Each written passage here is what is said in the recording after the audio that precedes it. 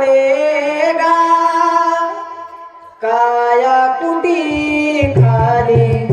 करना पडेगा चबूड़े के तन को तू क्या संभाले जिस दिन इस घर का मालिक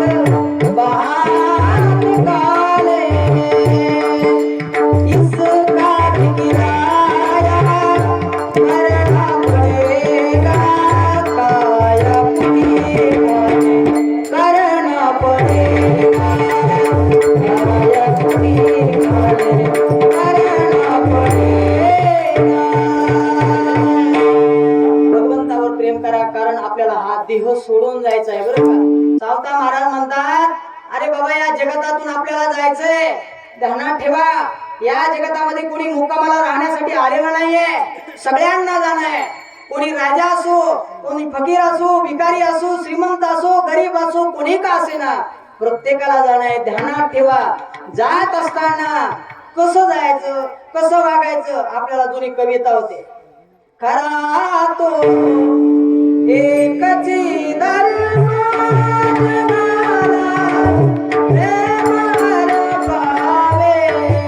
आणि जशी स्थिती आहे तशा स्थितीमध्ये राहा जैशी स्थिती आहे तैशा परी राहे आणि कवतुक आहे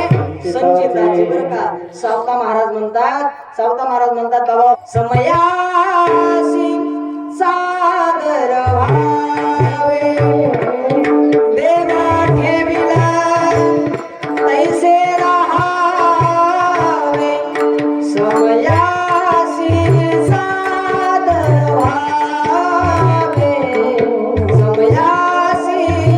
सादर व्हावे जसा समय असेल तसं भगवंताचं भजन करा भगवंताला विसरू नका या जगतामध्ये माणसाला इसरायला चालेल नका जाऊ कोणाच्या घरी पण देवाला विसरू नका देवाला जर विसरलात तर या जगतातले लोक तुम्हाला काय ठेवणार नाही तुमचं कारण आहे विसरली तया एक दिवस आपल्या जीवनामध्ये असा येईल कोणे दिवशी बैसोने हातीवर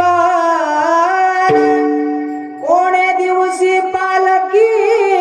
सुभेदार कोणे दिवशी पायाचा चाकर चालत जावे समयासी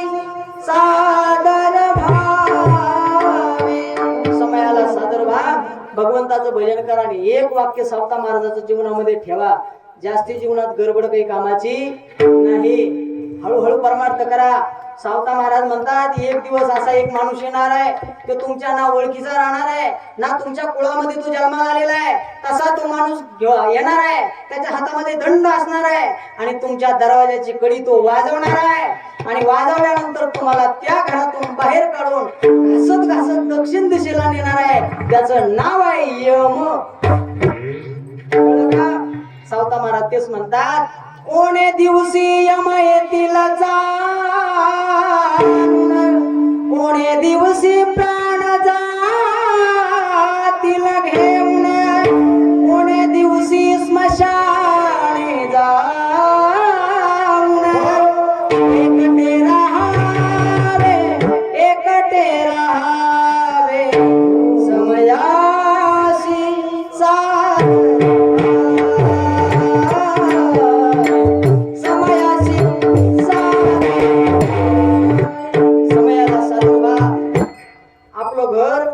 गावाच्या बाहेर आहे बरं झोपलेले बाबा गावाच्या बाहेर घर आपलं घर आपल्याला घरात ठेवत नाही ही परिस्थिती मनुष्य देहाची आहे म्हणून जागा मी म्हणतो असं नाही जागा रे भाई